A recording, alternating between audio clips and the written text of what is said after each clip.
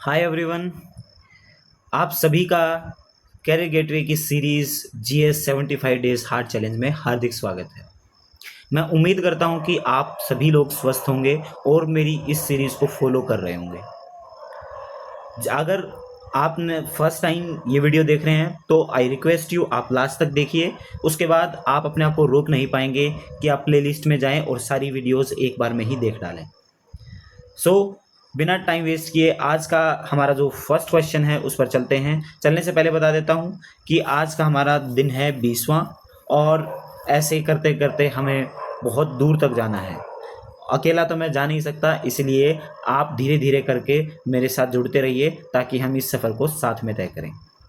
First question है, name the Mughal prince who translated Bhagavad Gita into Persian.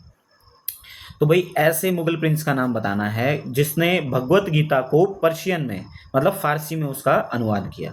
Dara Shikoh, Suleman Shikoh, Khusro या मुराद। देखो इसका आंसर है दारा शिको। दारा शिको कौन था? जो शाहजहां ने किस क्या बनवाया था? शाहजहां ने बनवाया था ताजमहल। एक्चुअल में शाहजहां ने बनवाया था, बनाया तो अपने मजदूरों नहीं था। है कई बार ये जोक होता है। अच्छा, जो शाहजहां के बेटे थे उसमें प्रोमिनेंट क्या है? दारा शिको। अच्छा, औरंगजेब भी शाहजहां का ही बेटा था। बाद में जब इनकी आपस में लड़ाई होती है, दारा शिको को मुगल एम्परर बनाने की बात होती है, तो औरंगजेब उससे जलता है और उसको किसी तरीके से मार देता है। लेकिन यहाँ पर बात हो रही है जिसने भगवत गीता को पर्शियन में ट्रांसलेट किया, तो इसने भगवत गीता के साथ साथ उपनिषद, अगर कोई आपसे उपनिषद भी पूछ ले तो उपनिषद भी इसने ही अपना ट्रांसलेट करवाए। महाभारत को किसने फारसी में अनुवाद करवाया? महाभारत को अनुवाद करवाया था फारसी में अकबर ने। अब शायद इसी सीरीज में हमने किया या पता नहीं कहाँ हमने ये क्वेश्चन किया है कि ये क्वेश्चन आया था कि कौन सा ऐसा मुगल एम्परर था जो कि अनपढ़ था। शायद इसी सीरीज में हमने किया है, किसी हिस्ट्री के क्विज में आप देखोगे तो आपको जानकर हैरानी होगी अगर आप फर्स्ट टाइम ये वीडियो देख रहे हैं सीरीज की। तो अकबर ऐसा मुगल एम्परर था जो कि अनपढ़ था। समझ में आई बात? ऐसा सोच के भी कई बंदे अगर ऑप्शन दे दें, शायद वो जो क्विज में क्वेश्चन आया था अगर उसको देखेंगे तो आपको लगेगा कि अकबर तो हो ही नहीं सकता, कोई और ही मिलेगा, लेकिन आंसर उसका क्या है? अकबर। नेक्स्ट क्वेश्चन पर चलते हैं। The surgery that was practised in ancient India is non from the works of which of the following scholars. भाई शल्य चिकित्सा मतलब सर्जरी की बात हो रही है यहाँ पे, तो अपना कौन से जो विद्वान था जिसने भाई इस चीज की शुरुआत करी? आत्रेय, सुश्रुत, चरक या वाग्भट। देखो सुश्रुत और चरक दोनों ही आपके काफ़ी मुख्य नाम हैं अपने हिस्ट्री में, जिन्होंने भाई चिकित्सा में या फिर जो भी अपने क्या बोलते हैं मेडिकल लाइन में काफ़ी बड़ा काम किया है। लेकिन इसका आंसर है सुश्रुत। सुश्रुत को फादर ऑफ सर्जरी भी बोला जाता है। इवन हम नहीं, बाहर भी वर्ल्ड में इनको फादर ऑफ सर्जरी, और पर्टिकुलरली अगर आप बात करो तो प्लास्टिक सर्जरी का फादर बोला जाता है। इन्होंने बुक लिखी थी सुश्रुत संहिता। उसमें ये अपनी जो प्रैक्टिस उन्होंने करी है, जो भी इसकी टेक्निक्स हैं, वो सारी उसमें उन्होंने मेंशन करी। नेक्स्ट क्वेश्चन है, who among the following was the first viceroy of India? Ripon, Curzon, Mountbatten या कैनिंग। तो 1857 की क्रांति हुई थी, उससे पहले आपका गवर्नर जनरल ऑफ इंडिया होते थे। लेकिन 1858 में गवर्नमेंट ऑफ इंडिया एक्ट 1858 आया, उसमें बोला गया कि भाई company rule and, company rule हो गया भाई खत्म। अब जो ये पोस्ट थी इसका नाम बदल के रख दिया गया वाइसरॉय। तो 1856 में आपका जो गवर्नर जनरल ऑफ इंडिया था वो था कैनिंग। अब जैसे ही 1857 की क्रांति आई और फिर 1858 में गवर्नमेंट ऑफ इंडिया एक्ट आया, तो इनकी पोस्ट बदल दी गई, क्या बना दिया है? वाइसरॉय। तो पहला वाइसरॉय ऑफ इंडिया कौन था? Canning. Last governor general of India कौन था? Canning.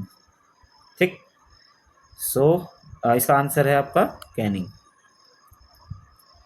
Prithviraj Chauhan was defeated in the second battle of Tarain. Tarain के द्वितीय विश्व युद्ध आ रहा है, द्वितीय युद्ध में किससे हारे थे?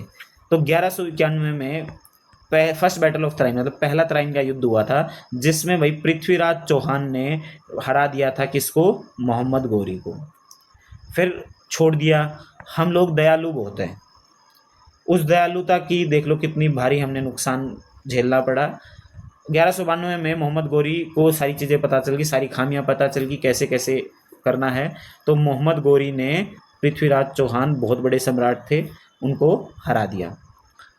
अब इस वजह से जो नॉर्थ इंडिया में जो मुस्लिम रूल है उसके डोर्स ओपन हो गए।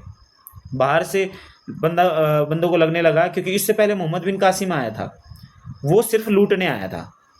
तो मोहम्मद बिन कासिम तो बहुत पहले आया था। महमूद गजनवी बोल लो, वो आया था, वो भारत को लूटने आया था। उसका कोई ये नहीं था कि मैं रूल करूँगा यहाँ, वो लूट के चला गया। लेकिन यहाँ पर जब मोहम्मद गौरी आया, हार के गया, फिर उसने पता चला दोबारा जीता, तो उसके बाद उसने अपना रूल वहाँ पे स्थापित कर लिया।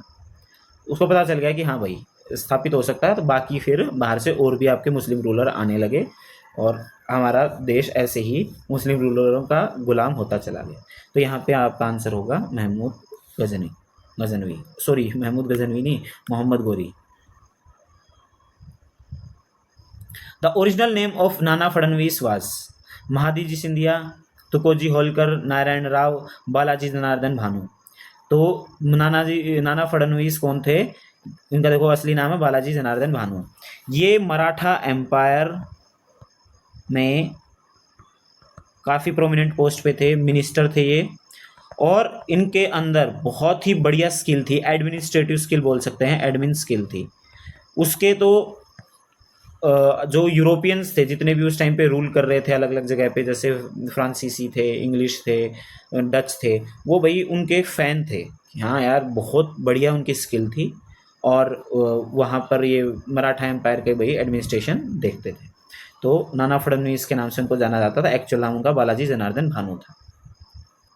Who among the following first propounded the idea of basic education? तो भाई बेसिक एजुकेशन का भाई किसने फर्स्ट आइडिया दिया? वो था हमारा महात्मा गांधी जी ने दिया था। 1937 में एक वर्धा जगह है महाराष्ट्र में, इसको आप यहाँ पे भी ऐसे देख पाएंगे, सर्च करेंगे तो वर्धा प्रपोजल के नाम से भी इसको जाना जाता है। महात्मा गांधी जी ने इसको नई तालीम भी बोला जाता है।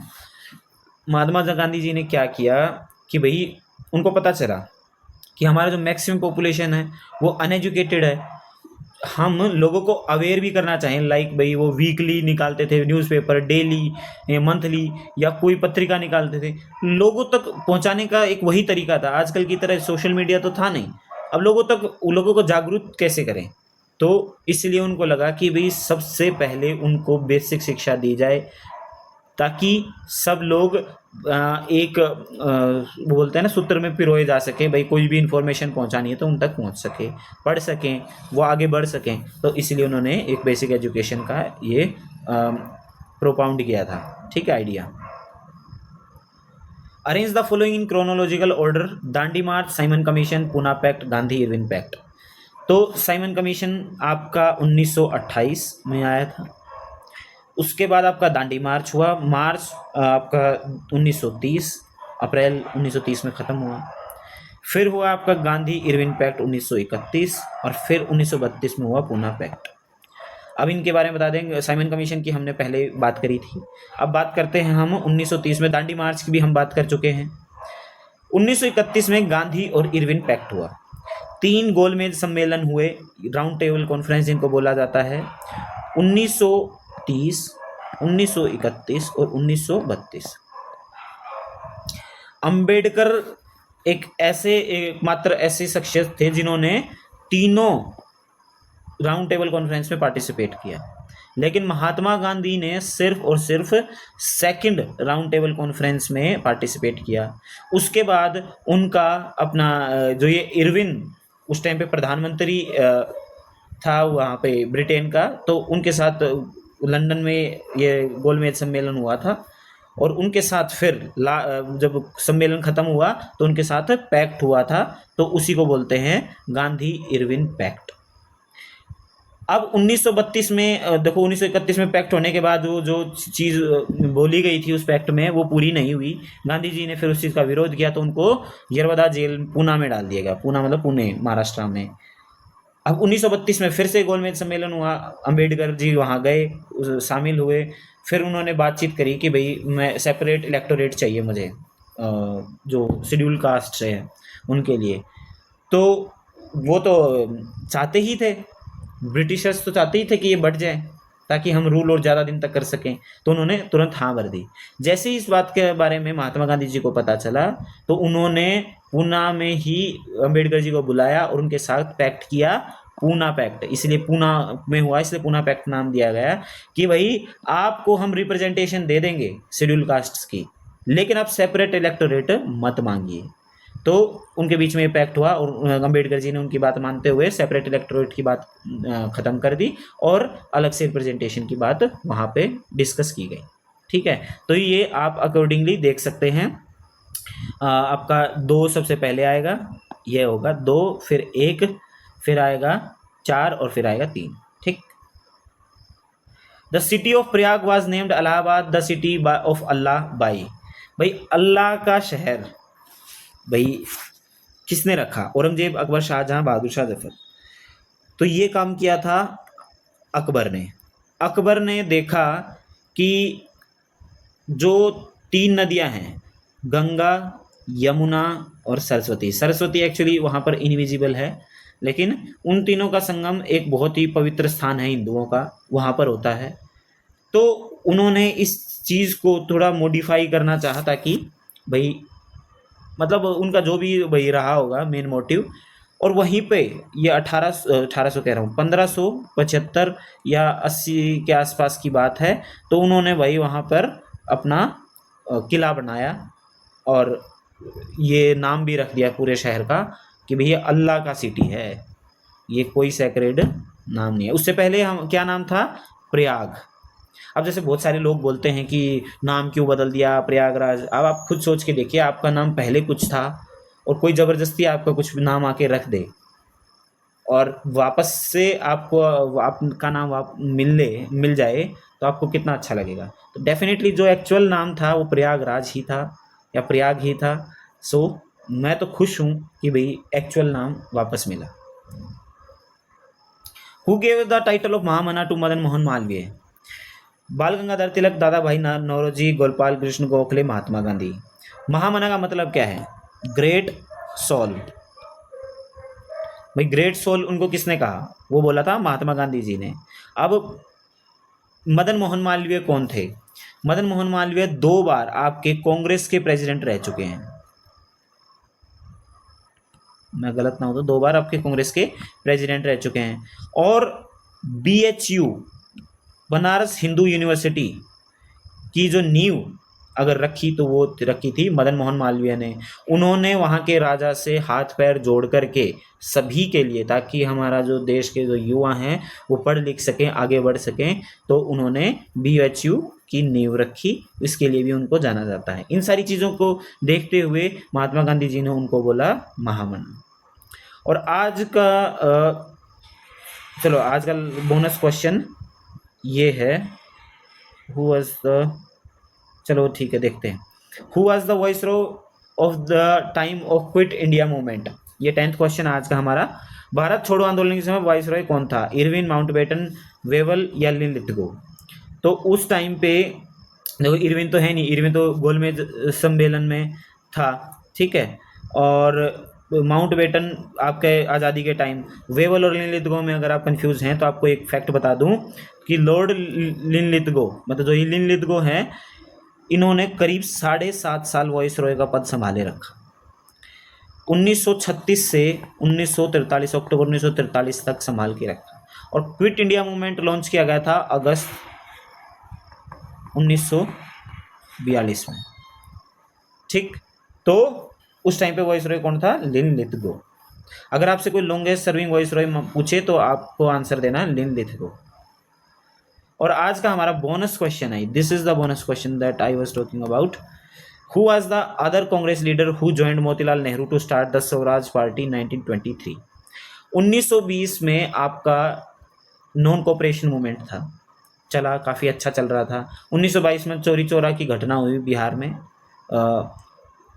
में हुई थी या यूपी में, तो उसके बाद उसको वापस ले लिया गया।